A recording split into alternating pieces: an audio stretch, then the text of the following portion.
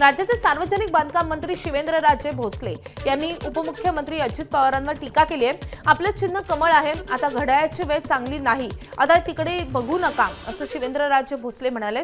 हातातलं घड्याळ वेगळं आहे आणि चिन्हाचं घड्याळ वेगळं आहे, सर्वांनी विचार करा आणि भाजपचे उमेदवार निवडून द्या असं आवाहनही शिवेंद्रराजेंनी केलंय।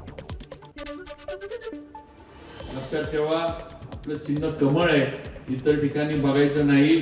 आता घड्याळाची वेळ काही चांगली नाही। आता बाकीच्यांना आपल्याशिवाय म्हणजे आपल्या बरोबर आल्याशिवाय त्यांचं काहीच होत नाही की सगळ्या राज्यांना बघितलेलं आहे। हातातलं घड्याळ वेगळं असतं आणि ते चिन्ह जे घड्याळ आहे ते वेगळं आहे, त्यामुळे त्याचा काही उपयोग नसतो। सगळ्यांनी ताकदीनं भारतीय जनता पार्टीला निवडून द्यावं ही विनंती करतो। मुख्यमंत्री देवेंद्र फडणवीस हे आज वर्धा जिल्ह्याच्या दौऱ्यावर येत आहेत। ते वर्ध्याच्या हिंगणघाट नगर परिषद निवडणुकीसाठी भाजपच्या उमेदवारांच्या प्रचारार्थ सभा घेतील। हिंगणघाट येथे नयना तुळसकर या भाजपच्या नगराध्यक्ष पदाच्या उमेदवार आहेत। पुणे जिल्ह्याच्या मनसरमध्ये उपमुख्यमंत्री अजित पवार आणि उपमुख्यमंत्री एकनाथ शिंदे नगरपंचायत निवडणुकीमध्ये आमने सामने आलेत। मनसर नगरपंचायत निवडणुकीमध्ये अजित पवारांच्या राष्ट्रवादीची आणि भाजपची युती झाली असून त्यांचा सामना एकनाथ शिंदेंच्या शिवसेनेशी होत आहे। तर आज अजित पवार आणि एकनाथ शिंदेंची सभा आहे आणि त्यामुळे महायुतीतील दोन्ही नेते नेमकं काय बोलणार याकडे लक्ष असेल। तर दुसरीकडे लोकसभेला राष्ट्रवादीचं घड्याळ हाती बांधलेले आणि एकनाथ शिंदेंचे अतिशय विश्वासू शिवाजी आढळराव पाटील हे कुणाच्या मंचावर उपस्थित राहणार याकडे राजकीय वर्तुळाचं लक्ष असेल।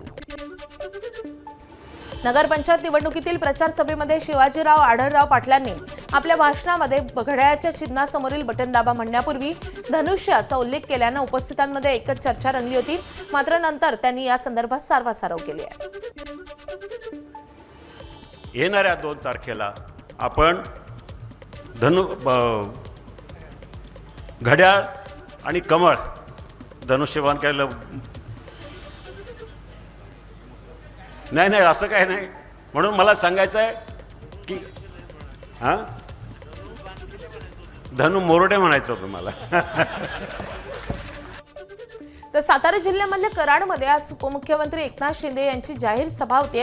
कराड नगर परिषद निवडणुकीमध्ये एकनाथ शिंदेंच्या शिवसेनेची आणि शरद पवारांच्या राष्ट्रवादीची युती झाली आहे आणि त्यामुळे शरद पवारांच्या राष्ट्रवादीचे नेते आणि माजी मंत्री बाळासाहेब पाटील एकनाथ शिंदेंसोबत मंचावर दिसतील। त्यांच्या विरोधात भाजप आणि काँग्रेसचं स्वतंत्र पॅनल निवडणुकीच्या रिंगणामध्ये उतरले आणि त्यामुळे कराड नगर परिषदेच्या निवडणुकीमध्ये तिरंगी लढत होतीये। नाशिक जिल्ह्यामधल्या मालेगावमध्ये आज भाजपमध्ये पक्षप्रवेश होतोय। 12 बलुतेदार मित्रमंडळ संघटनेचे बंडूकाका बच्छाव यांच्यासह शेकडो कार्यकर्ते भारतीय जनता पक्षामध्ये प्रवेश करतायत आणि मालेगाव इथे हा पक्षप्रवेश सोहळा पार पडेल।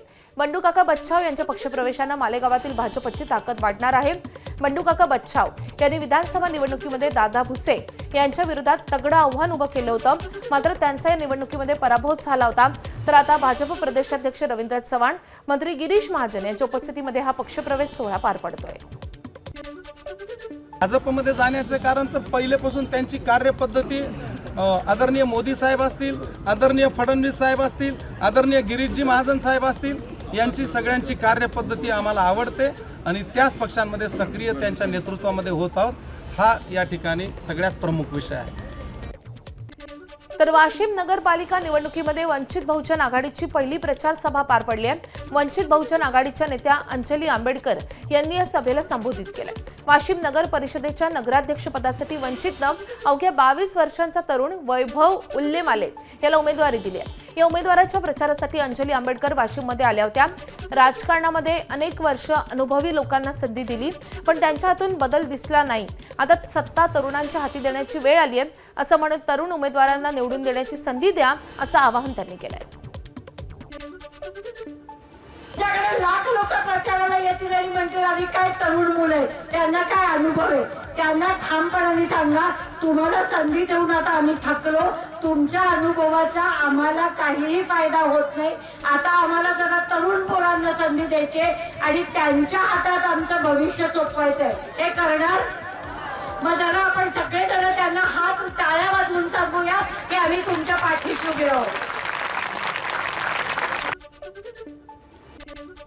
धाराशिव जिल्ह्यामध्ये शिवसेनेचे आमदार तानाजी सावंत यांपासून पालकमंत्री आणि शिवसेनेचे नेते प्रताप सरनाईक यांनी अंतर राखल्याचं पाहायला मिळत आहे. पालकमंत्री प्रताप सरनाईक कालपासून जिल्ह्यामधल्या उमरगा, धाराशिव आणि कळंब नगर परिषदेसाठी सभा घेत आहेत, तर सरनाईकांनी तानाजी सावंत यांच्या भूम परंडा मतदारसंघातील नगर परिषद निवडणुकीच्या प्रचाराकडे मात्र पाठ फिरवली आहे. भूम आणि परंडा नगर परिषदेच्या निवडणुकीमध्ये तानाजी सावंतांच्या विरोधात सर्व पक्ष एकवटले आहेत. काँग्रेसचे प्रदेशाध्यक्ष हर्षवर्धन सपकाळांनी पुन्हा एकदा मुख्यमंत्री फडणवीसांवर टीकेची झोड उठवली आहे. फडणवीस हे गचनी आहेत कारण त्यांना काही आठवत नाही, असं सपकाळ म्हणाले.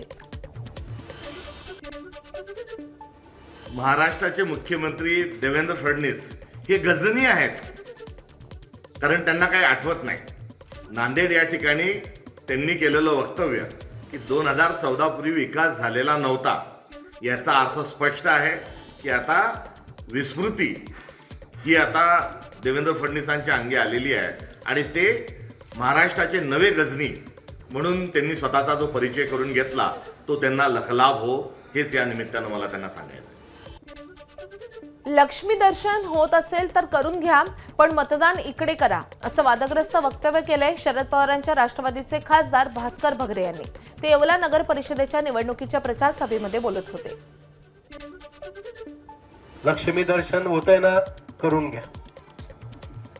कारण आता अनिल भाऊकडे तुम्ही पैसे मागाल, सागर भाऊकडे पैसे मागाल, हे सगळे कष्टाचे पैसे.